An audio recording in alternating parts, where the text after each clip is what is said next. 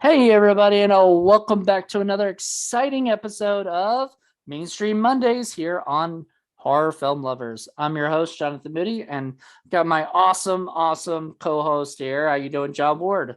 I'm doing good. How are you? Good. I'm doing fantastic. Now, we're here to talk about disturbing behavior. Which Yes. I this was your choice of something because we still wanted to keep with the sort of the Kevin Williamson connection, I Right. guess. Yeah, Katie Holmes, I think would be I thought maybe once we watch this, we might see somebody in the background, but I didn't see anybody, so I I guess it's didn't. just Katie Holmes. Yeah, it was Katie Holmes. Yeah, Who I'm who trying to by the think. way, I'm just gonna get this right out at the beginning, is amazing looking in this film, is absolutely stunning in every way possible. She really is. I mean, I used to have well, I still do have one of the biggest crushes on her. I used to have her poster up on my wall, and shit. Like, it wasn't like any sexy poster or anything. It was just literally a poster from Dawson's Creek of her. But I was a huge fan of hers. And when Disturbing Behavior came out on DVD, because this was like 98, I want to say, and that was the same year as The Faculty, and very similar. We'll talk about that later.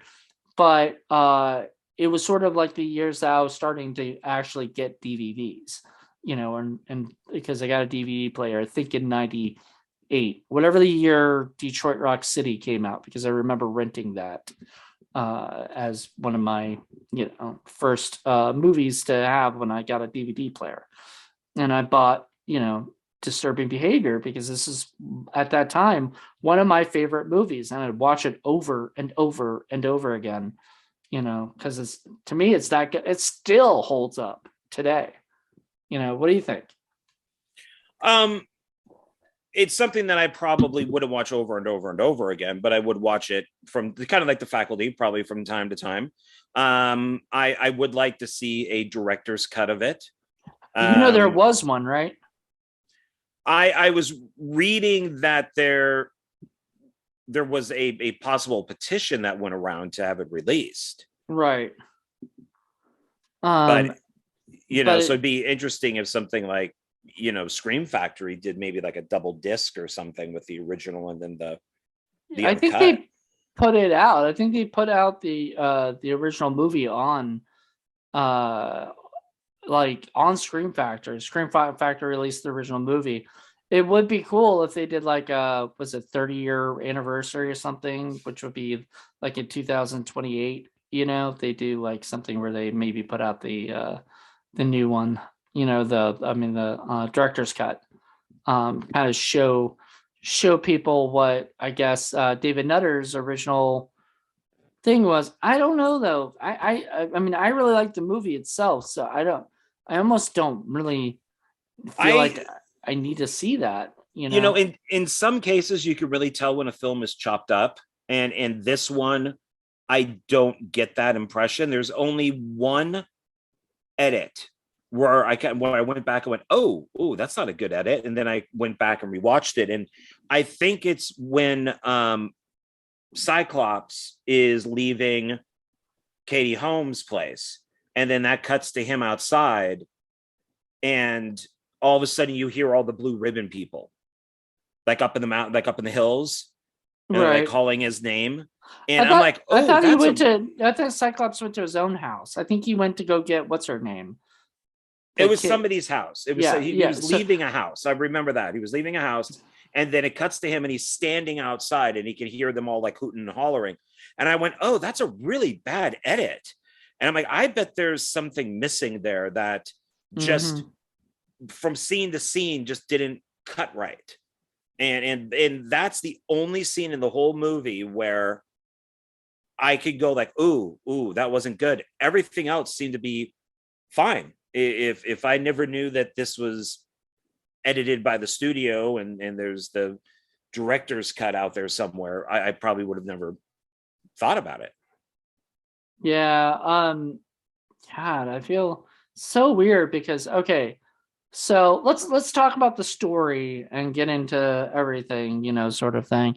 but like it takes place in a place called Cradle Bay, which is supposed to be, I guess, in Illinois, I want to say, or close to it, Well, it's because shot in Vancouver. right, right.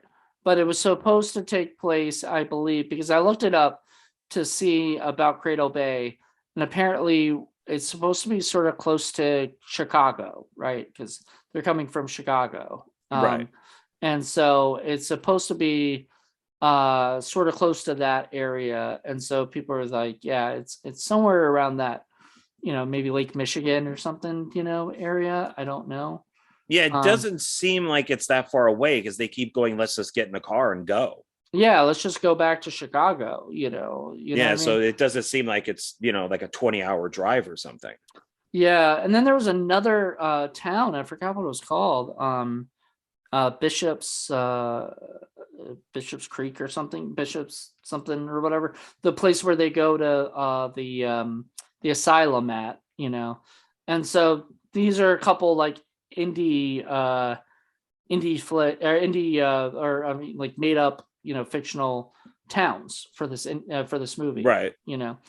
And so I really enjoyed that aspect of it. And then so the movie starts out with us getting kind of to know that there's something going on in this town, that we don't understand. There's one of the guys, one of the main bad guys, I guess, the one of the blue ribbons, Yeah.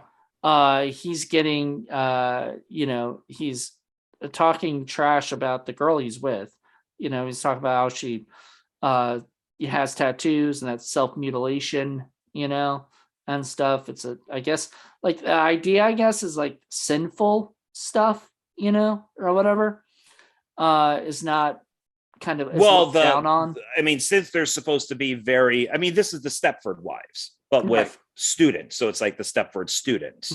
And And maybe that's what it should have been called. yeah, the Stepford students. And because shit, they made like 4 Stepford films and then the remake. But yeah, I'm guessing since this is supposed to be more like Leave It to Beaver type of things, that it's more, why would you desecrate your body? Because that's what the Bible says, is that you're not supposed to desecrate your body, which I always find to be ironic when people put Jesus or crosses tattooed on their bodies. And the Bible says, don't do that. Like If Jewish they people if they can't put do up that like at all. if they put like a quote up, like and it would be funny and ironic if somebody put a Bible quote that said like no self mutilation or whatever as a on their body, like as a tattoo. Like that would be funny. Well, Um, I do remember seeing something where a guy was being interviewed, and there was some sort of Bible quote that was right. tattooed like up here. And the interviewer goes, well, did you know that only like 4 pages away it says not to desecrate your body? And the guy's like, Yeah, what? And of course he's, of course, so I doesn't think matter. that's what they're going for, is the whole kind of Leave It to Beaver, mom cooks, dad works, kids play football, all American Republican conservative families that, they'll run for Congress or whatever it is. And, Yeah, I did that whole see thing. sort of a political undertone here in the Oh, movie. definitely. There's definitely a political, yeah, because it's I mean, there are, and I'm going to use the word grooming because it's true, is there's actually a whole documentary about it. This was just discovered that a lot of these guys, it starts in high school, and it's Mhm. young, white, rich men that are being groomed at the end of high school, and then they go into college, and these are the guys that are going to be the politicians. These are the next presidents. These are the next congressmen. That's probably what the idea from this, because the idea is like these are the people that they're gonna change, they're gonna change the world because they are like the good people, they're the ones who Well, you got to do that in quotes, the good people. they're the good people, but they're like the people that um bake sales and we're hanging out at the yogurt shop, which they thought was they mentioned that's sort of a it's sort of a cliche kind of thing, Right. like, the kids hanging out at the yogurt shop, like what, like how like I don't know, whatever. So it's just so funny. But then there's this I don't know, there's the sinister force, in this thing. And so the guy's talking about the self-mutilation and everything, and then she's like, self-mutilate this, and starts sucking on his dick. And he like was starting to get aroused, and apparently when they get aroused or they feel any kind of sexual, as Dr. Coldicott mentions later, that if they get a hard on, they kill people, That I or thought whatever they that I got. thought was funny is the whole thing about them regressing, as they could, like, regressing their horniness. I think it's because they did call it being horny at one point. Is that's the thing. So if Mm-hmm. the when the one proper girl who's part of that clique sees Cyclops, all of a sudden she's taking her tops off, her top Mm-hmm. off. When the one guy sees Katie Holmes, all of a sudden he's all he like tries to rape her. Chug, I love Chug, man. He was one of my favorite characters. Oh, so you like a um rapist, huh? no, no, but he didn't even like, I He mean, did. He threw her up a wall, no, no, no, on a no. wall He a did. couple No, times. he did. But I'm saying like that. A lot of that stuff was whatever this fucking thing was. Like whatever this, uh, like the stuff that did that once, because you saw their eyes turn red Right. whenever they get like whenever they feel that like urge or whatnot, or anger. It's almost like the Hulk, the Incredible Hulk kind Yeah, of yeah, thing. yeah. It's got that little pew and then it kind of opens up. It's funny that they decided to do it at this time in their life. I mean, you would think that maybe they would do it to them much younger, because at the age that the students are supposed to be, because this is high school.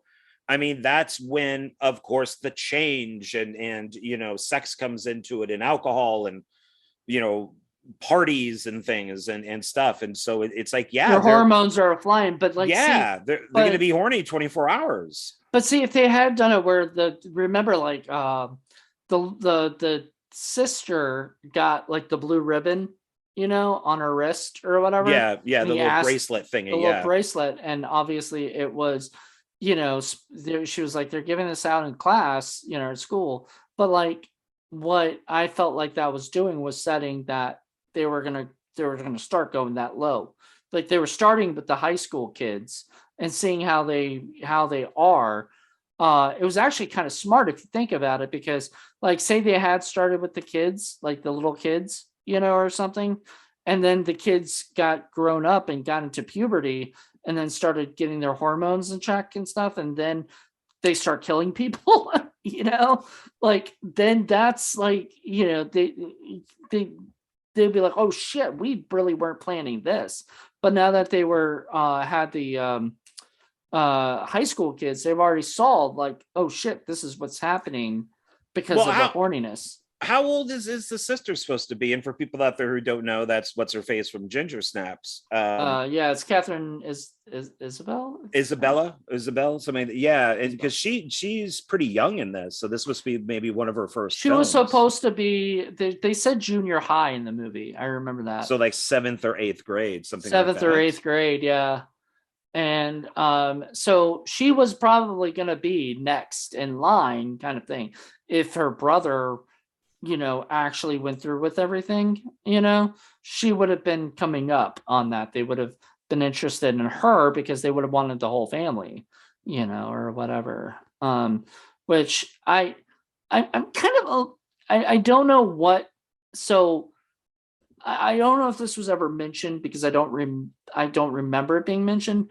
But what was their criteria for they wanted to find kids who were, because they didn't want dumb kids. They didn't want like UV, that guy, the blonde hair behind me. They didn't want him because he was sort of too dumb, and they wanted bright, good looking people who could, take over and run the world, I basically. would probably say like Katie Holmes is the tough chick, the garage girl, the not going to take any shit from people, What but do you, yet what do you call like Goodrich trash or something? I don't know what that meant. well they Like, called her like a slut too and well, stuff like yeah, but that. they say So like she was Goodrich, like the Nick Stahl's character calls her Goodrich trash like a couple times, even to her face. oh I maybe was because like, like yeah like she has money I don't know what Goodrich means. I don't know what that if that was a thing or if they just I made don't that up know. for the movie. Um, I know it but sounds razor to me. So that's right. I mean, they kept having so many they like kept trying to make up words like fetch from Mean Girls, or something, right. They and try to these make just didn't things that catch on. well, I mean, actually, it did. I'll just tell you this. One of the I posted Who was about saying razor? I was posting about disturbing behavior on on my Facebook, and Destiny Soria, who's a filmmaker, makes her own movies and everything. She said she actually puts the word razor in her movies, like as the slang, because she loves this movie so much and everything. So I mean, somebody, like there are people, I guess, I that mean would love this movie and would do it. that's tribute. I mean, I say groovy a lot because of Evil Dead 2, but Right. so You don't but say it it because of the 60s? no, I don't. Hmm. No, I say because of Bruce Campbell.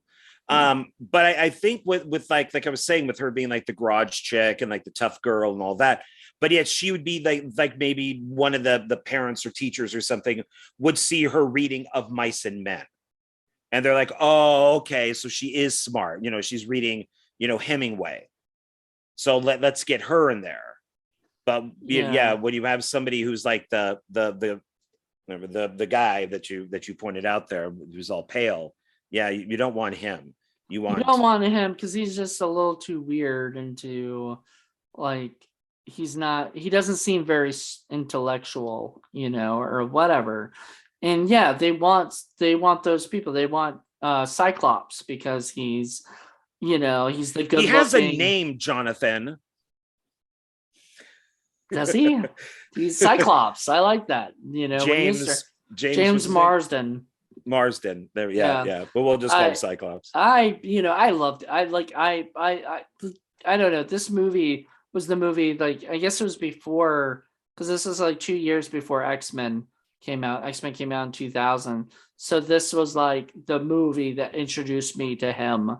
And I was like, this guy is good, but sometimes those actors that you see that you're like, oh my God, they're so good. Like Josh Hartnett from fucking whatever, they kind of just disappear for a while too. Like you don't hear anything from them and stuff. And James Marsden, I haven't really seen him do much in a while, but he's still a damn good movie. He probably is. I'm just not watching whatever show he's on. He was good in the remake of Straw Dogs.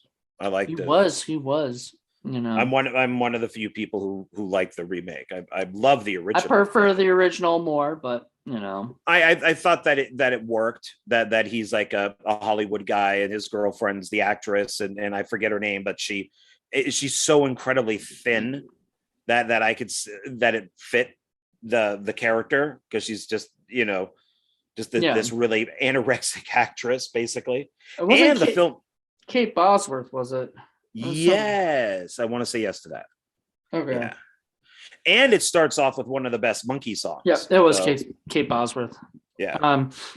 So yeah, yeah, I was trying to remember because Kate Bosworth at one point had like a career, that I thought was going to skyrocket to like fame and fortune and all this other stuff, and then she sort of, kind of, I feel like she's sort of died down too. I guess not everybody can always be on top, right? Like, even, not everybody can be Tom Cruise, like who's most likely every year going to have a new pop movie. I don't know about men, but I think a lot of the women, and and if this is sounding bad, it's not meant to be, but I think at some point, especially when they start off young, all of a sudden that kind of motherly maternal thing takes place, and they want a kid and a family, and they've made their money, and it's like, I would rather go and take care of my family, and they act in a film from time to time. I don't know why men disappear. That I don't know. Well, and But you know what? There are some women actresses that are amazing that they won't do a movie in like Virginia because they have their children, they have their family, they don't want to leave that. They'll do a movie in California if they can get away for a day or two or something, and do it, but they won't come out to like Virginia or uh, you know, Texas or wherever, somewhere else to do the movie because they just don't want to spend 10 to 20 days away from their, family. And understandably, I have no problem with that. yeah, As long as they're happy and they're making the movies that they want to make. And if they don't want to do it, they don't want to do it, yeah. But Katie Holmes, by the way, she's still doing pretty well. I'm kind of I don't remember what the last one I saw of her was, but I think she's been still making stuff like recently. I don't think I've seen anything with her since Batman Begins. I know she has been doing stuff since Batman Begins. She did like Blood Money or something with like Diane Keaton. I think that's like right when she got out of Scientology. Okay, but I think she was in Ocean's 8 as herself, but she was in a movie called Alone Together that she directed and wrote. Good for her, good for her. She was in The Secret, Dare to Dream. I don't know that, but it's directed by Andy Tennant. So that's awesome. The guy did like Sweet Home Alabama and stuff like that. She was in she's been a bunch of stuff, Coda. So she's been still working, and she's got 3 upcoming films. So she's got I think with her, the one of the problems is the Scientology aspect. Is I don't think filmmakers and stuff want to possibly deal with that. So she may be like, if there wasn't the Tom Cruise Scientology thing, that she's out she of might it, be though. getting. She is, but I mean, she had the kid, and when you get out of Scientology, you're an enemy of Scientology. So Cruise is not allowed to see his kid. There were rumors of him going to leave Scientology because of that. So I don't know, maybe they made up special things for him to keep him in there. I don't know. But yeah, I mean, once you leave Scientology, you're an enemy, and they will do anything to bring you down. You know what? Katie Holmes, called me. I'll put you in my next movie. I don't care. Scientology or not, they can come after me. That'll give me more press. So go ahead, Scientology. Come after us, and we'll make the movie, and we'll have some, and we'll just videotape you like making some trouble with us. But I would love to, I've been a fan of hers. I actually got to ask a director who worked with her, got to work with both Robert Downey Jr. and her in The Singing Detective. And it said that she was wonderful to work with, just absolutely. But, I mean, obviously people always say that, but I did feel like a sincerity. He said her and Robert Downey Jr. were amazing to work with, and so I actually would believe that, especially with Robert Downey Jr. I think he would always be wonderful to, work with. He seems like, doesn't seem like he's a dick. Not these days. No, he's no. And she seems like she'd just be, joyful to be still working, and doing what she loves. Well, yeah, because the whole Scientology thing could have destroyed her career completely. So, yeah. Yep. But anyway, we're going back to the story. Stay on topic. Stay on topic. So you're right. Well, she did at one point. She was put under the what is it, the mind control stuff at the end. So they wanted her, because they kidnapped her to remember. So they were gonna actually turn her also into a mind controlled Yeah, yeah, they almost did it. So yeah, they got her and stuck her in the chair, the dentist chair, and but I call it the Clockwork Orange chair. You oh, know. it's very much, especially with his eyes being, done up and stuff. It is very Clockwork Orange and him looking at the Yeah. images. The funny thing is that the film does play it a little safe, because if you're going to try to get somebody to be on that side, and I really do think that these kids were meant to be conservatives and stuff like that. Like I could see one of them going into a Planned Parenthood and blowing it up. That's how brainwashed they are. That there probably should have been more images that they're watching that Mm-hmm. would brainwash them. It was pretty safe. It was just like an explosion or a baby or something like that. It wasn't anything like where a Clockwork Orange was a lot more severe.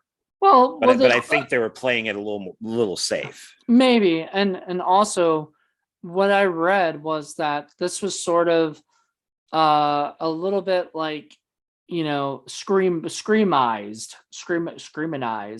because Scream had been such a big hit at that time, that every studio wanted to make sure that they're going to do a horror slash thriller kind of thing, that they would keep it, for the teen audience. Even though this is rated Right. R, this was a teen movie. This is not something that, like, and that's why probably yeah, somebody like I would imagine Paul wouldn't like this movie. This is not his, thing, and mainly he would like Katie Holmes in it, but he would probably not like the movie, because it's too, as you say, too safe. And a lot of that is because Scream was safe, Scream was R, but was made for the teen audience, and sort of made a whole thing of those. We've watched many of those, the movies that were sort of, as I call them, screaminized. I'm gonna coin that phrase, Get screaminized. that little copyright symbol there. The register symbol, little R with the Little R. circle. Yes. But no, because I think that's literally what it was. Like, it was just like, let's make this movie as safe as we can, but also push as much boundaries as we can, too. Yeah, because I definitely think they were going for the Leave It to Beaver thing, but also it's like if you're going to try to basically take somebody like Katie Holmes' character and change her into the Blue Ribbons, you would show her things that, let's say, liberals don't want to see. Mm-hmm. So, that's what you'd be playing. And you'd be like, oh my God, this is awful. And then she converts. And then you could do the flip on the other side, where if you wanted to take somebody that was a conservative and turn them into a liberal, then you would show stuff that would really offend them, and then they could possibly, turn. And I don't think they did that very well. That it was fine for what it was. I mean, it's okay, especially for that time period. But Yeah. today, I think that they would probably. Oh, today it would be a completely different movie. Like, absolutely. Yeah. And it would, if like Blumhouse, good God, I hope not. Don't. I'm not trying to throw this out there, Blumhouse. Don't do it. But if they were trying to remake this movie, once again, I'm not throwing this out there. I'm just saying, if they were to do that, it would be more like that movie. There was a movie that was sort of like very political, but it was like it was either conservatives hunting liberals or liberals The Hunt. The Hunt. And it Yeah, would be sort of like that. I have a big problem with The Hunt, and that's the filmmakers said, oh well, we didn't want to play either side, we stayed neutral. Well, that's bullshit. When you make the conservative, who's incredibly unlikable, the hero of the movie, and kill the Democrat, then you're playing a side. Yeah, you're actually playing a side, because and so they lied, which is why I don't like that movie. Is if you wanted to do that, then just say it. Just say, oh yeah, we're conservatives, and or even though it's if if it's Democrats oh, well, we purposely made the Democrats evil and the Republicans are nice and blah, blah. That's fine. And that's, you could do the same thing if they remade this movie. You could Yeah. do that too. And that's what I'm saying. It would be sort of like that. Like it would be more, it would be very political. It would be most likely woke, and Ugh. that might be not fun. Like instead of James Marsden, it would be like a girl who comes to the town and needs to save everybody. You know what I mean? And like, that's no, look, I'm all for strong, independent actresses. Katie Holmes was a strong, independent actress in this movie. Like her Yeah. character was amazing. And she did such a great job. She was badass. I love the little nose ring. I thought it was so fucking, it was hot. Sexy. Yeah, it was hot. Like I dug it. I dug the look because I think when she did this movie, she was looking to get away from Joey, from Dawson's Creek. She just wanted to make something that would people would be like, okay, that's not the same character I remember her. She did it later on. She was nude, and I don't know if it was. Sorry, guys, we had a technical difficulty. I don't know what happened. I have no idea. It just, my computer just decided, it's Scientology. Scientology. Yeah. Oh my god. Yeah. Oh shit. You just messed up there saying it too. Oh no, they don't want us. They don't want us reporting this. Oh, good God. We're being attacked already. We didn't even put this out yet. How do they know? They know. Oh, they know. They know. A friend of mine actually, yeah. I'm not even going to get into that because, whatever. Well, we were discussing Katie Holmes' nudeness. And I remembered while we were taking our little break that I think, yes, something was with her body being brought out of water or something. But I remember that the big scene and the photos of it were all over the internet was Greg Kinnear ripping her shirt open. Okay. And it was like a button shirt. Okay. And he grabs it and pulls it open and her breasts come out and she's kind of like struggling. And I remember those were the pictures that were all over like those websites at the time that did like nude celebrity pictures. Mr. something, Mr. Skin. Yeah. Yes. Does he exist anymore? Does that site exist anymore? I don't know. Does it need to? I mean, it's.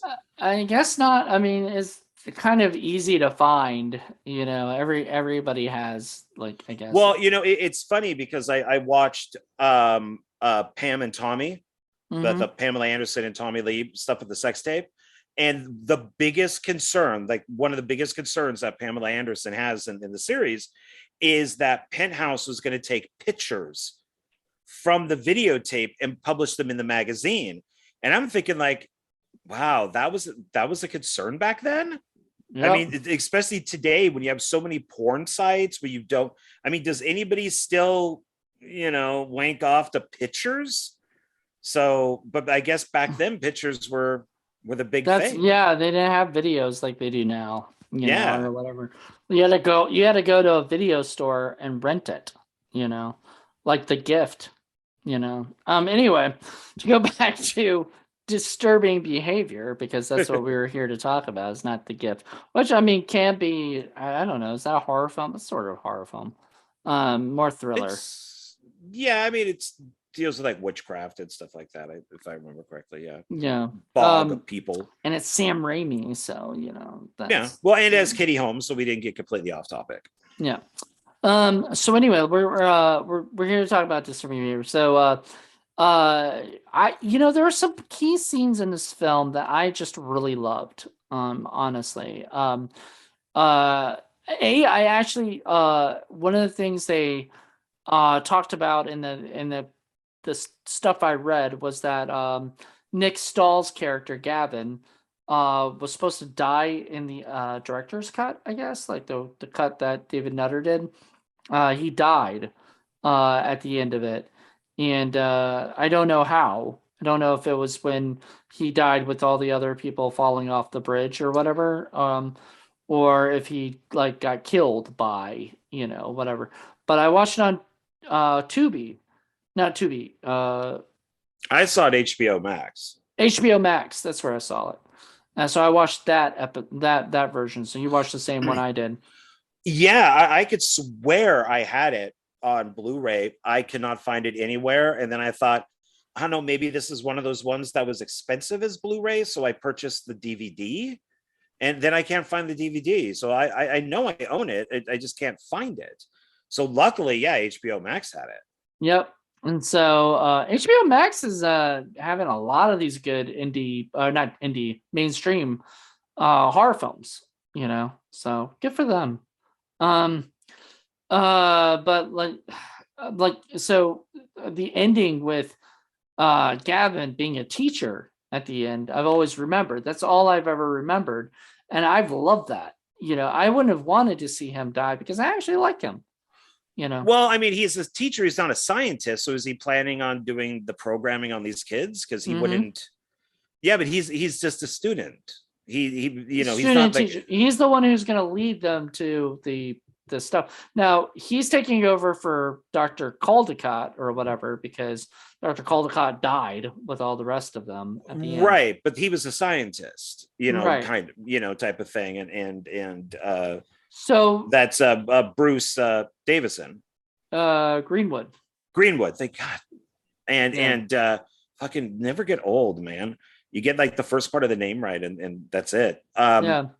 And I thought that it was funny that he was converting these kids because he was in that Longtime Companion that came out like decades ago, which was like a really big gay movie. That was the first really kind of like dramatic film that dealt with AIDS. Mm-hmm. And so I thought that was kind of funny that here he is in this movie decades ago that talked about this disease and being gay, and now he wants to take teenagers and convert them to, almost like gay therapy, like gay conversion, in a way.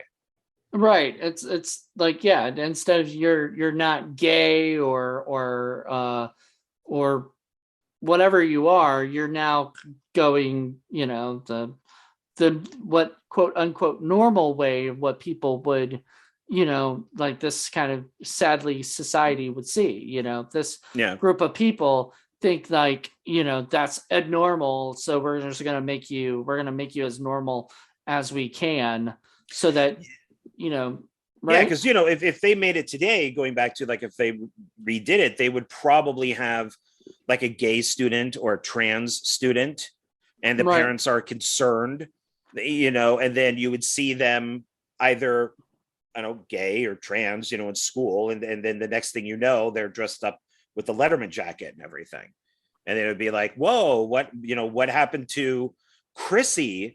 And then the person would go, my name's not Chrissy, it's Christopher. Right. Exactly. So wow, that's an interesting idea. And then like because in that one bit, was it Dickie? Remember Dickie, who was like all about cars and shit, and they Yeah. changed him.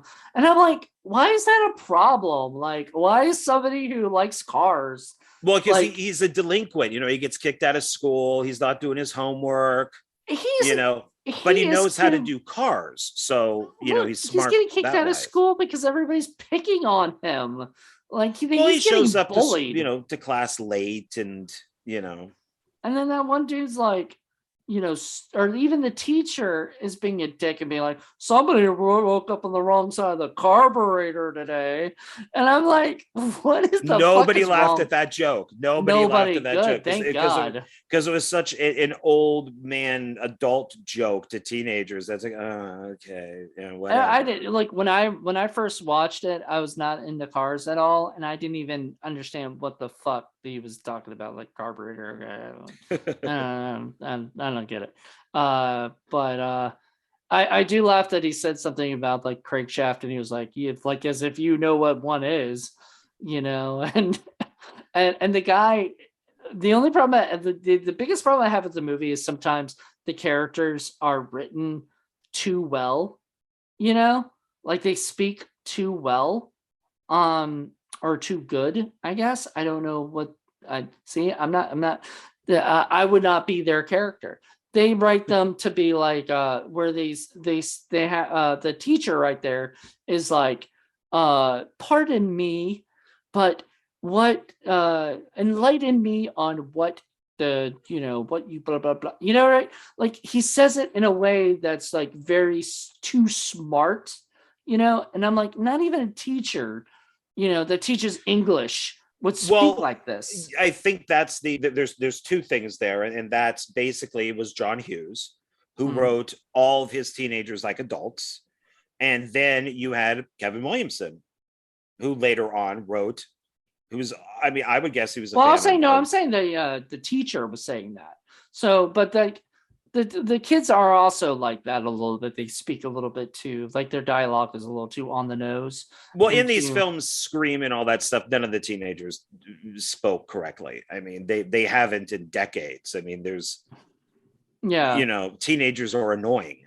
They talk stupid for the most part, and I think John Hughes helped with making maybe teenagers want to talk better. But I don't know, the teachers and stuff didn't bother me. Maybe that's why I didn't get where you were going with it, because well, I was that's just saying, like the teacher talked to, like, I forgot his exact line, but it was something to the effect of like, can you enlighten me on the I can't even think of the word that he said because it was too fucking smart. It was like I don't I'm gonna have to disagree with this, because if it's a Spanish teacher, they talk in Spanish. If it's an art teacher, they talk art. If it's what was that guy? What was he? He was an art teacher. What was he? Like the guy that you walked in on and he said, the carburetor line. What did he teach?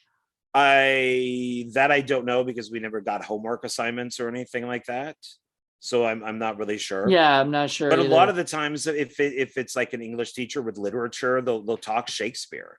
Yeah. Somebody will walk into the classroom late and they'll quote Shakespeare to them or something like that. So I don't know. The teachers didn't bother me. I No. mean, they're just, teachers are weird. They kind of mimic whatever they teach in a way. If it's history, it'd be like, oh, well, since you're the last man here, Custard would have, that's just how they Custer would have been act. shot. Okay. Something like that. Yeah. So, I get it. Okay. So it didn't bother you. I guess it shouldn't have bothered me, but I don't know. There's some line that just threw me off to the point where I was just like, I don't buy that guy actually like thought that line. You know what I mean? Like it felt like you a would have line to that give was me the written. exact line. Yeah, you'd have to. Exactly. And I can't remember that fucking thing. Because like I said, it was too fucking smart, like it wasn't a line I would write. But it's like a Kevin Smith type of line where the people say the lines that are just, they say something too fucking smart. Because even Kevin Williamson knew that like some of these characters, you don't make everybody say those things, only make certain people be able to be smart like that. Kevin Smith thinks like everybody makes all his characters smart, Well, Kevin Smith's characters are Kevin Smith. Yeah.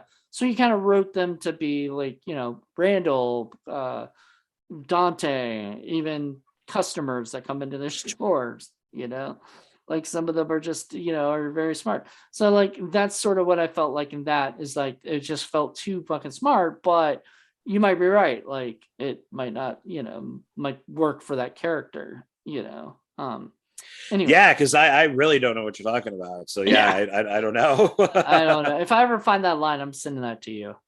If I ever rewatch it and whatnot. And I might know more what you're about if maybe like a student said it, and I'm just like, oh, come on, a student would never say that. But since it's a teacher and an adult, now it's okay. All right. So yeah. And it's not Scientology, so we're not getting, kicked off this thing. There you go. Well, the one person that we haven't brought up is William Sadler. William Sadler. Aww. First and last name I got. Yes, you did. And he was great. I loved him. What I liked is that he was playing stupid. I never got that when I first watched the movie, by the way. Like, I never understood. I didn't understand his character when I first watched it. Like, I was just like, what? This guy's like, was he the janitor, of the school or something? Like, what is he doing? He's Goodwill Hunting. That's the thing, is that he's like a smart janitor, but he plays dumb, and in this way nobody bugs him. It's like, They're not going to Well, ask him to also do he can anything. learn all of the stuff that's going on without being bothered by everybody because they call him retard, which I'm sorry if that offends people. I do not, I don't even like saying it. It's just that's literally the word that was used. So, and this was 1998 where it that word was just a typical thing that people said as an insult to other people. So it was not I I only like preface that by saying that because I really honestly don't even like saying the word, you know. But I hate saying the R word because not many people understand what that means. I'm so tired of letter dash word. I'm so tired of that. I mean, it's I am too, but like sometimes there are certain things that do trigger people. So I do try to keep no, everybody.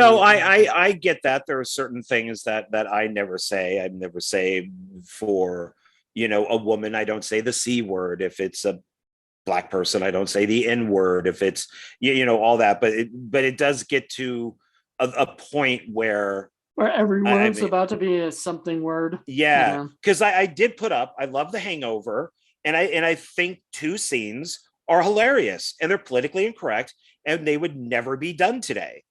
And Mm. and I did put up a meme of one of them, which is where the guy says he's a retard, and the guy goes, a retard, and he's like, yeah, and he's not pronouncing it correctly. I think it's hilarious. So I Yeah. put up a meme where somebody said something stupid, like politically stupid, and so I put that little meme up, and I said, and it says, you're a retard, and it's a picture from The Hangover, and somebody goes, how dare you say that? My sister is mentally, and I'm like, oh fuck, come on, dude.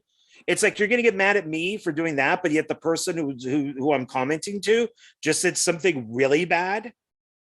But yet I guess my meme is horrible because I use the R word, Yeah. and it wasn't even the R word. It was mispronounced, which is why the scene's funny. Yeah. Which makes more sense when you watch the scene, but when you do a picture of it, people, Everybody has seen The Hangover. I mean, yeah. who hasn't seen The Hangover? But I It's, wouldn't remember that though. Like I've seen it. I saw it right before. Even like I've seen it many times, but I saw the most recent was right before I went to stay at Caesar's Palace. You know, when you came over and hung out and everything when I was at Caesar's Palace, which by the way was a disaster, and I will never do that again. But it was cheap, and why not? But anyway, the point was that I at Caesar's Palace, what's how did that get most famous? From The Hangover. So I had to watch The Hangover, and you know, thankfully there were no tigers or anything in my room, and Mike Tyson wasn't coming after me, so no, that's no, good. no, no. You're okay with that, and the Hangover suite does not exist. It's a set, and so Well, it's okay. I didn't have a suite anyway, so but I did have a really nice tub. Just there say you that. go, there you go. That's all that mattered. So, Um, but so yes, but to go back to the film, yes, they do use the R word, and yeah, that would not be there today. So that's I guess not. I mean, but for I those don't. characters, they would. I mean, if you remade it today with the blue ribbon kids, they would be insensitive. They would probably use words that we wouldn't want to use. But it also depends on who's making the film, on what side of the aisle they're on. Well, it's It interesting because here's the thing: they were the good people, right? Or like the good people. They were trying to make them good for society, right? But these people were still dicks. Absolutely yeah, because dicks. that's the whole thing, is that conservatives are all about family values, but yet they're the first ones to go out to get an abortion. They're the first ones to go and have an affair. They're the first ones to end up being gay. They're the first, it's all that. So it's a giant act, and I think that's why they couldn't like turn off these guys' horniness, is because they're typical teenagers, and they need that, but yet conservatives are I all about family values and saving it until you get married and blah blah blah. I didn't ever think like watching this movie that it would become a political thing, you know, at all. Like even rewatching it, I just did not think of it as a political thing. And that was because when I first watched it, like, you know, or whatever, when I grew up watching it, I was not political. I'm still not political, you know, and I don't like I personally think that politics is what's destroying the world. Like, and it's not necessarily, you know, one thing or another. It's like everybody just hates everybody, you know. But this has been going on for you know, forever. I just never really thought about it and never cared, you know. Like I just I want, you know, I just care about my movies and stuff, you know. Well, it's kind of like looking at, you know, somebody could look at disturbing behavior as just, you know, kids being brainwashed, let's say, Right. to, you know, Like I think that's what but I looked at it like. but then you look at something like Night of the Living Dead, and Night of the Living Dead is actually about the Cold War and communism, and Dawn of the Dead is about consumerism, you know, and Day of the Dead is about the decadent 80s.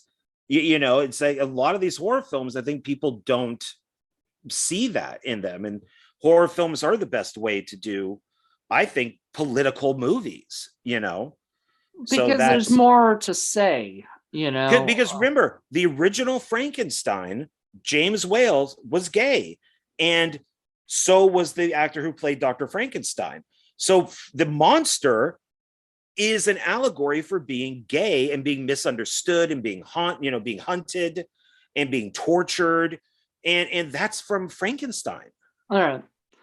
But like you, if you didn't know that the director was gay, that the writer was, or the actor was gay, No, they would you just be know, monster movie. it would just be a monster movie. And Yeah. you know, if you watch this movie and you just like watch it as like a brainwashing movie or whatever, but I think it's mainly because this world we live in now is way more um one-sided in a way, like one, like it's either, you know, you're either this side or you're this side.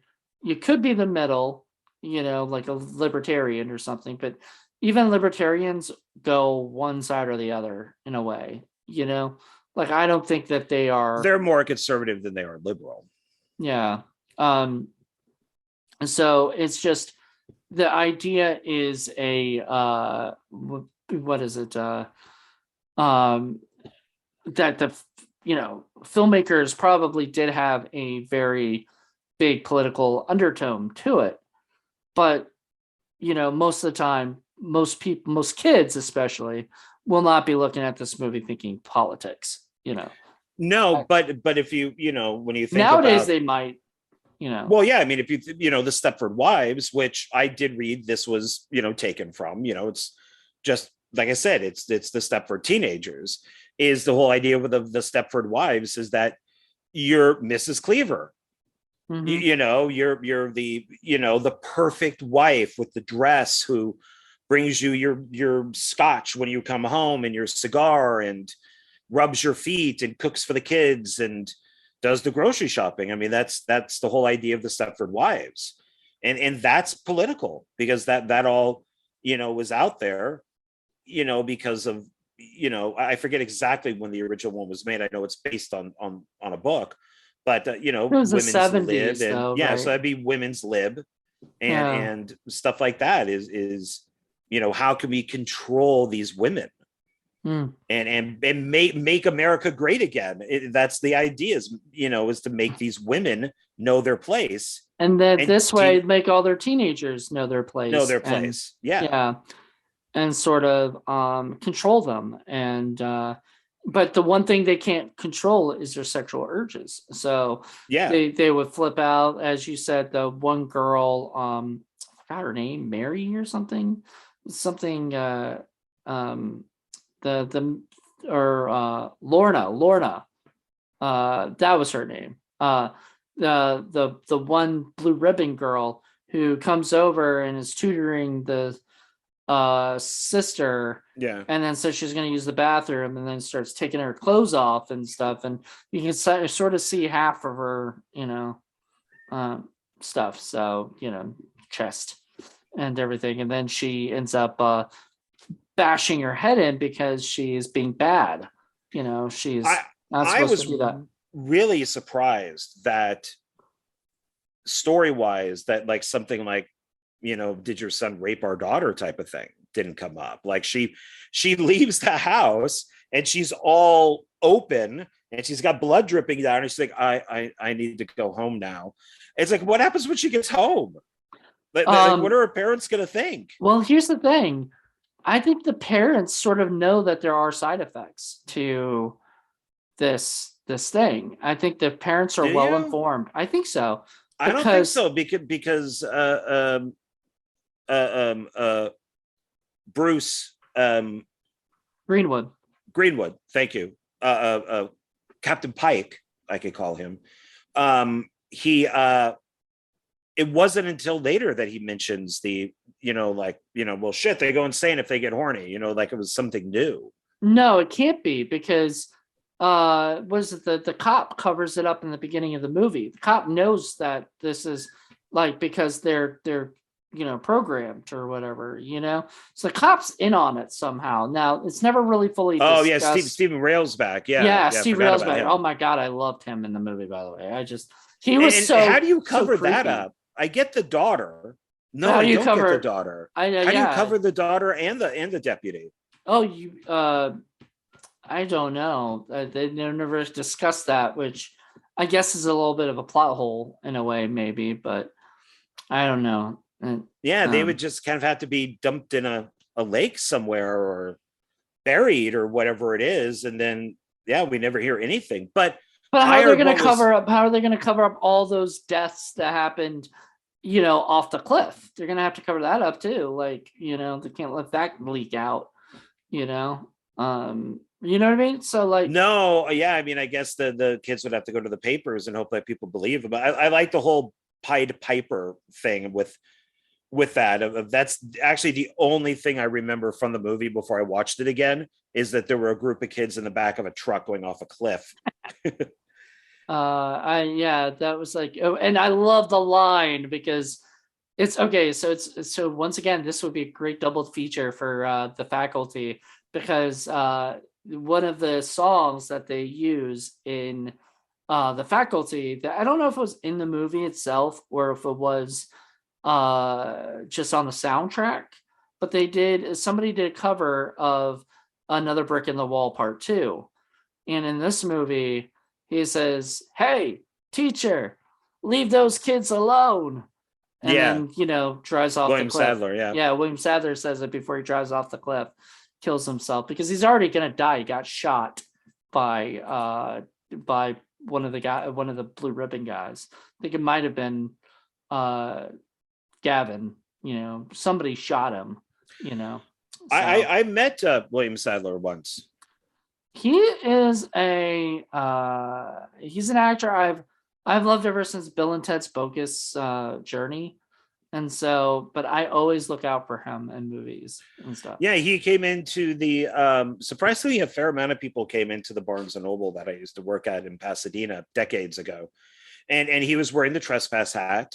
And this is around the time that he did Demon Knight, and he was buying some books, and we had a brief conversation about Demon Knight. I told him I really enjoyed it, and that I thought it was a lot of fun, and he was good in it, and that was it. It was like maybe a 5-minute conversation. But Is that Barnes and Noble gone? Because all I rem- all I remember was I was trying to find. I lived in San Gabriel, which is right over by this, but yeah, it's not that far away. yeah, and like 5 minutes. Like literally, I would drive down the road, I'd be in Pasadena. Then I drive down the road back, I'd go back, and I'd be in San Gabriel. You know what I mean? Like there was like a point where it was basically the same thing. But when I was living in San Gabriel, I went to Barnes and Noble, but I had to go to the one in Glendale. And because I couldn't find the Pasadena one either. It's gone now, or it's oh, I don't know. I mean, I wouldn't think so. I mean, maybe because of COVID or something, but it was a very popular place because it's right on the I'm blanking on the street name, but it's where the parade is. Oh, Okay. that on that street, the Rose Parade. Oh, I'm not sure where that is. But anywho, so yeah, I absolutely. So you met William Sadler. That's awesome. And I have him. Like I had him as a friend on Facebook. I don't know if I still do or not, but I did for a little bit of time. So I don't know Yeah, if that I was. still do. Yeah, I don't know if that's him for real. You know. I think it is. I mean, because he does seem to do more personal, type of thing. Is, hey, my wife and I going out to dinner, or, that type of thing.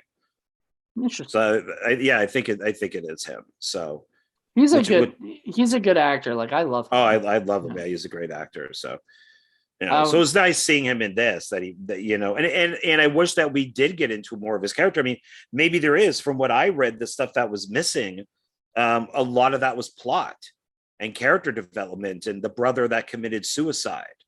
All yeah, a that was lot of cut that was out. and honestly, that did feel a little weird. Like, why didn't the parents want to talk about the brother's death?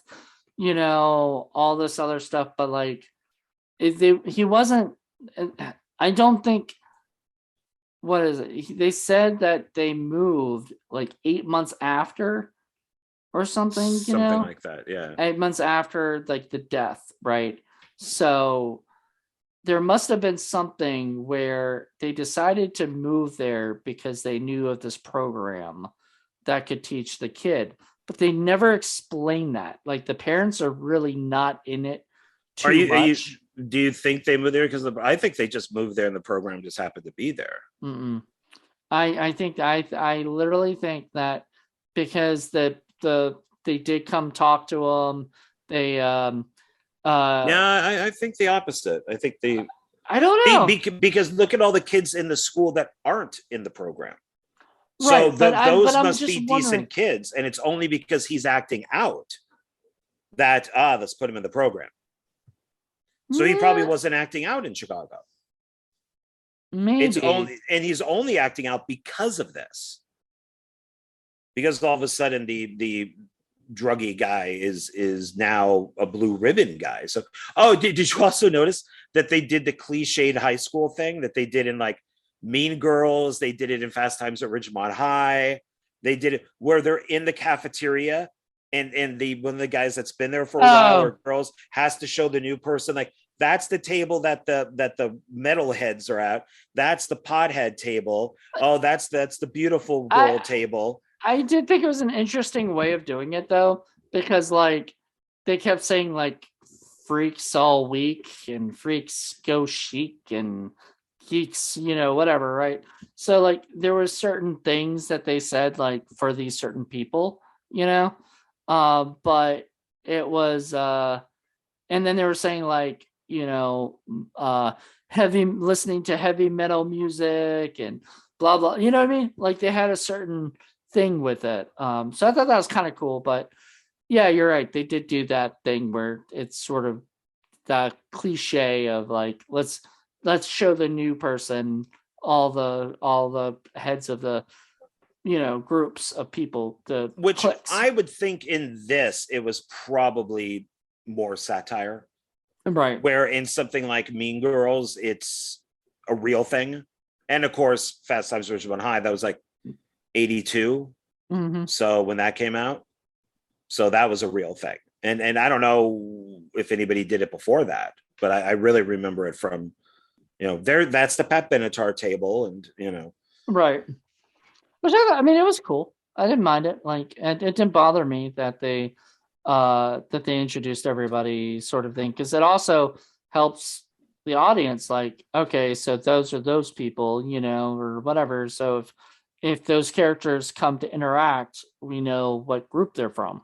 You know, we know Dickie was probably part of the like motorheads or whatever they call them. Who like the car stuff. You know what I mean? Like it was. But when you were in high school, did you have like certain tables that only had certain people in it?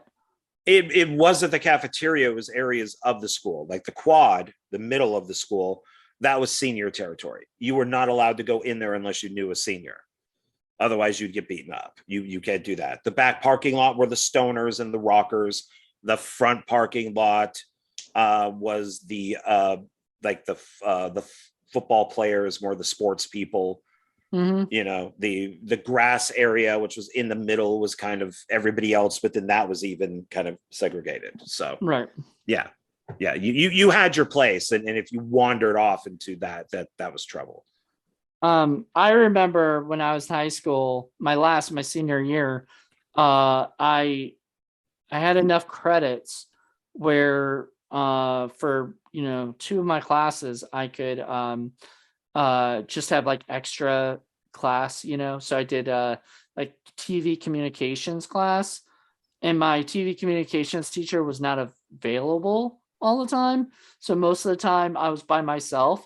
So that was during lunch, the lunchtime, so I would just leave my editing bay and go to the lunch rooms and just hang out with everybody, and I was a floater, and it sort of works for who I am now too.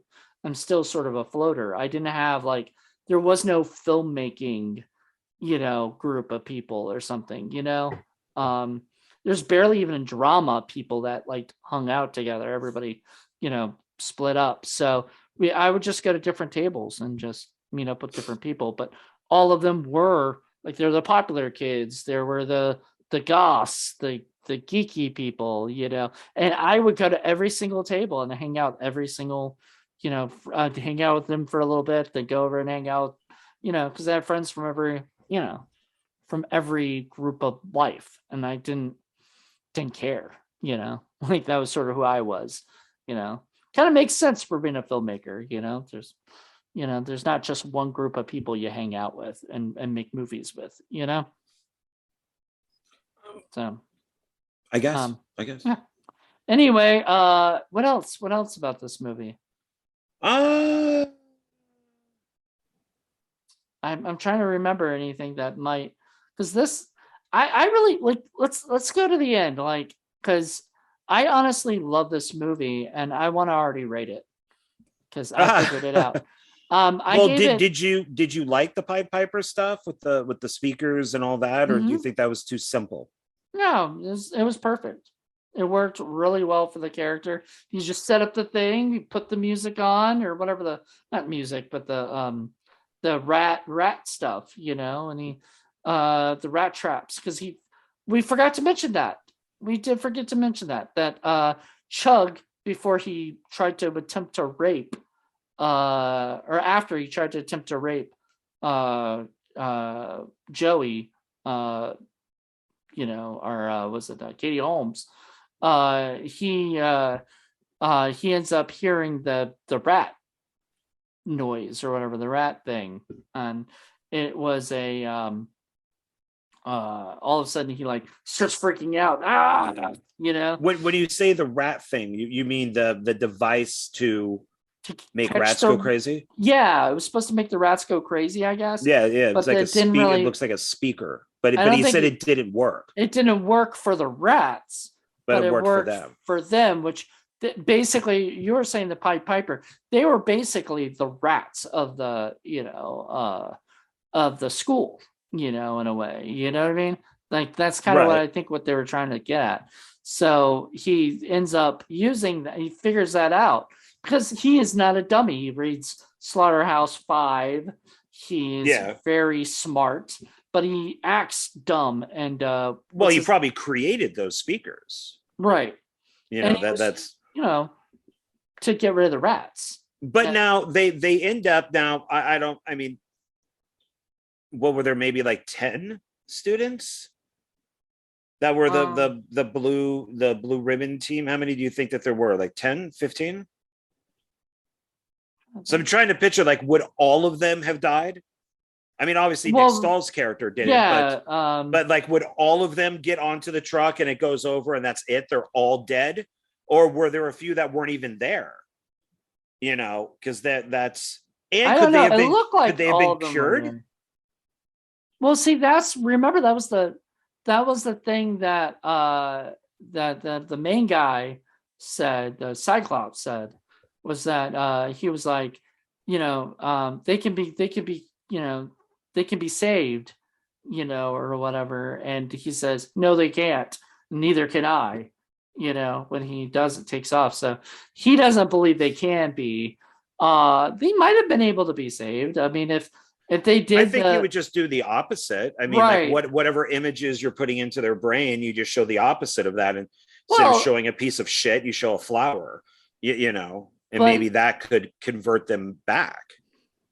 but like some of those things were like really nice things that they were showing, like be the ball or whatever. What are you gonna, you'd have to switch it up and just be like, be yourself, or like think for Show a cat yourself, in a tree, hang in there. hang in there, just you'll be all right, everything will work out. Well, I don't that's why know. I think the imagery that they were using wasn't severe enough. Is Right. that it should have been, because yeah, if you're just saying be the ball, the okay, but the Yeah, idea nobody is that understands that, like, really, yeah, like, I mean, unless you're watching Caddyshack, but uh it's yeah, because the idea is for them to be these aggressive people that mm, you unleash to the world, yeah, and they become congressmen, they become police, they become basically nothing good. upstanding citizens, Yeah, whatever, yeah, like what we kind of view, I guess, like what they kind of view as, we're going to be the people who are going to change the world, but what we're really going to do is we're going to set the world back 50 years to go yeah. into They're more basically modern. like Jason Bateman. No, not Jason Bateman. No way. Who's American Psycho? Bateman. What's his first name? Bateman, I don't know. Is it Jason? No, it's not Jason, because No, Jason Jason Bateman's the Bateman's the actor. actor. um Bateman. I don't remember, but it's Christian Bale's character, whatever he was. Yeah, Bateman's the um last name, but yeah, that's pretty much who they are. Is him just yeah, working in the business world and competing and killing and people. then yeah, then when they get horny outside of work, they go murder people. Wait, so does that mean that they can't have sex ever? Not with it being weird like that. Yeah, I mean, they have to be into somebody who's like into like violent people, and But they shit. also do the Terminator vision.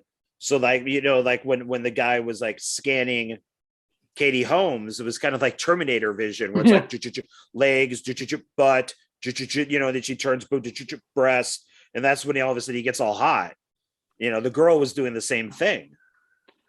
So two of the actors from this movie was in a movie that I watched, because I am Christian, this, and I don't practice, like, I don't go out there and tell people like whatever. I don't care. I'm Christian. That's what I identify as. But there's a Christian movie that had like music by like DC Talk and Newsboys, I think, something like that, and it was called Extreme Days. And two of the actors, I believe, AJ Buckley and I think the one guy, I'm trying to say what was his name in it. Fuck, I'm gonna forget this shit. Is Uh this relevant? yes, because they were both in this movie and it was amazing. And you Okay. should, I mean, it's a fun little like road trip slash, yeah. So Derek Hamilton, who was in he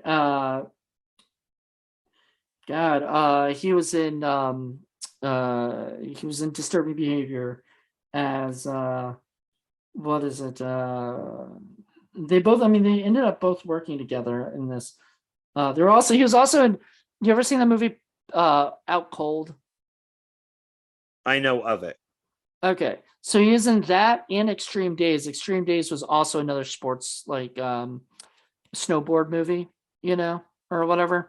But they were also both in Disturbing Behavior now. um Derek played Trent.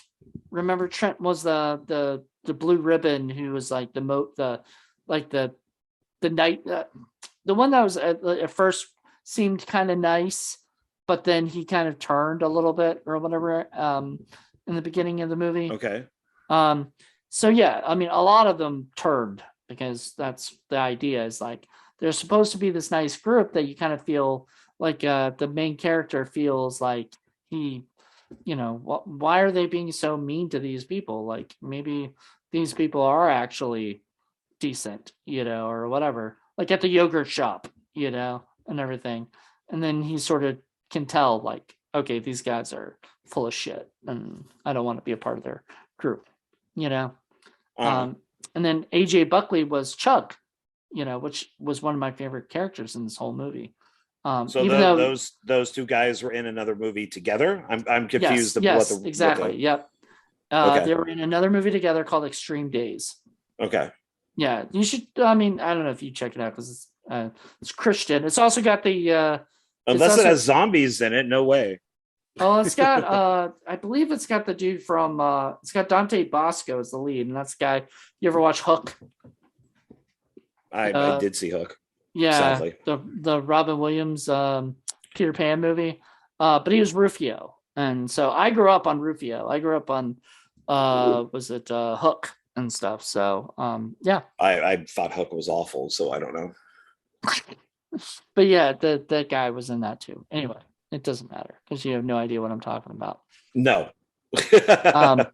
But it was kind of cool to see that those guys were also in Disturbing Behavior, and I grew up, like I remember when that movie came out, and I was just like, oh shit, this guy's from Disturbing Behavior together in another flick, and I think they were both in this episode, not together, but they're also in episodes of Supernatural, so which is Canadian. So I wonder if they are Canadian, because didn't you say this was filmed in Canada? Vancouver, yes. Vancouver. So there you go. So maybe they're Canadian. I don't know. And I know that because I one, I looked it up, but also I thought it was really beautiful. I thought it was a great location, and it's like, shit, I want to live there. I want to. Well, it was get out of here and go live there. But what if they try to make you, take the program? Well, I'm not in high school, and the program's probably been shut down for a while. Maybe because remember, Gavin moved on. He moved on to another state. I'm gonna have to see a sequel to this to see what that's going on. I'm thinking that's a reshot ending. I don't mind it, but he was at no point ever a scientist or a doctor or anything. So unless he's the recruiter, I think who he's just the brings the kids to the place, okay, that I'll buy. Yeah. But I can't believe like he's the doctor or he's the guy that's, oh, these are the remains from, and I rebuilt them all. Right. I'm not gonna believe that. Well, there you go. Yeah. So what would you give this movie, like a rating wise? What are you doing, like 1 out of 5 type of thing? Yeah, 1 out of 5. That's what we've been doing. Okay. I'd give it 4. I gave it 4.5. I already put it up on my letterbox earlier. I mean, to me, it was a near perfect film. Like, I don't think there was I didn't have any much flaws with it, except, well, now that talking about it, we saw a couple things, but aside from that, really, that those weren't like big enough for me to, put it down. It's just, it's not perfect. There's, obviously some issues with it. So, but it's near perfect. I enjoyed it. I think it would just be interesting to see the director's cut of this, what more is there, because it's it's a pretty fast-paced film. It's not boring. I would watch it again. But you said you want to watch it over and over again. You'd watch it every now and then, right? Yeah, it's not something that I would always put on. But if I had a friend over and they're looking through my collection and they're like, "Oh, Disturbing Behavior, I haven't seen this in a while," I'd That's watch what they say. Yeah, I found it. There it is. There it is. Damn it! I know I own that film, and I tore this apartment apart. So unless I gave it away or somebody stole it or something, bastards. All right, so this is an interesting episode. We really went off the rails. We really went off the rails back on this movie. But I did really love it a lot. Even the small little parts, and with our little issue that we had, our little hiccup we had, I still think that this movie was amazing, and I think people, if you haven't seen Disturbing Behavior, you should. But if you are like us, our age or so, and you grew up watching it and you haven't seen it since, for a while, you might look at it differently now because the times have changed, and this is a little bit more, I don't know if you ever saw it like as a political satire sort of thing. Not until this viewing. No, Yeah. no. And like you said, we did go off the rails back, but then we brought it homes. We did bring it homes.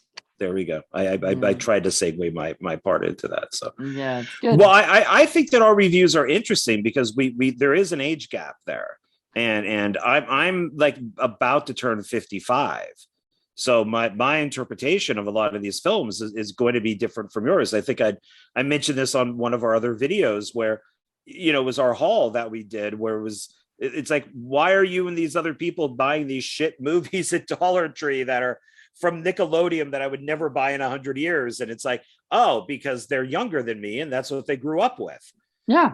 So I grew up with this movie because I was in high school and this movie came out. So, it sort of spoke to the 90s, teen, high school kid in me. When I was young, I was like, I want a hot chick like fucking Katie Holmes hanging out with me, but I don't know, like it just sort of was. Yeah, like, and when I saw it, I was 25, 26, somewhere in there, and to me it was just another Scream movie. That's to me, that's all they were trying to do. I was entertained. I didn't think about it afterwards. Yeah. And didn't love it, didn't hate it, and just didn't think about it until we pretty much reviewed it now. So, but it's an interesting thing because you're going to make comments that I have no idea what you're talking about, and I'll probably make comments that you have no idea that I'm talking about. So it's kind of an interesting thing having the age difference there instead of just two people are the same age. This is why I always like having Paul as my co-host too, because you guys, Paul is closer to your age, and stuff. So it's interesting because he hates the teenage movies, and I force him to watch so many of those because they're from my generation. They're from my shit that I grew up with. So if you showed me Fast Times at Ridgemont High, I'd still enjoy it because I love that movie. But see, I lived it. But you lived it. I lived it. You would have a different, thing. And a lot of people today, younger than you, would look at Fast Times at Ridgemont High possibly and go, "What? Why are they overdoing it? The 80s weren't like this." Yeah, they were. And it's like, no, this was shot in like 1980, 81, and it came out in like 82. And this is what the 80s were like. And Cameron Crowe wrote exactly what people were saying. Like that's what he was doing. He was being like a fucking highly paid stenographer, writing out everybody's quotes from what people were saying and what people were doing, and wrote a whole fucking book about it, and sold it to the sold it to Rolling Stone and shit, like because he's a genius. I miss Cameron Crowe doing good stuff. Needs to get back to doing Jerry Maguire. Aloha was not what I was hoping for, but did not bother. Yeah, well, it was not a great movie, but whitewashing aside. Yeah. But anyway, it was good talking about this. Join us. All right, what are we talking about? What are we going to do next week? Are we going to say? I guess we'll say it because we've been saying what we're. All right, do. So for people who care and who watch this, we are going to be doing the entire Final Destination franchise. Why is that, Jonathan? Breaks your rule sort of thing where you've been saying you want to do more, just only 3, movies. This is 5 movies, but so was Scream. Scream was 5 that we did. So we did already cover that before, but why are we doing this? Um, Well, well, it has connections to it this. does have a little connection to this. It's got The one, the that X-Files guy. connection. It's got the X-Files connection. It's got this guy, Chatty Danella. He's plays Todd. And Todd is spelled T-O-D, like Todd Browning. And stuff. We'll get into that. We'll get into all that. But yes, it's got the X-Files connection, and it's got, which we forgot to mention, David Nutter was was an X-Files director. The guy who directed this movie. So it went from the Kevin Williamson thing, which kind of went into Katie Holmes, and now we're going into Final Destination from this movie because it has two people And then after from this. Yeah, but then after that, nothing's gonna be. Oh, nothing. What we have planned after that has nothing to do with any of this at all. Yeah, so it's all gonna be like. But we'll still try whatever. to connect it in some way to something else. So we'll get through.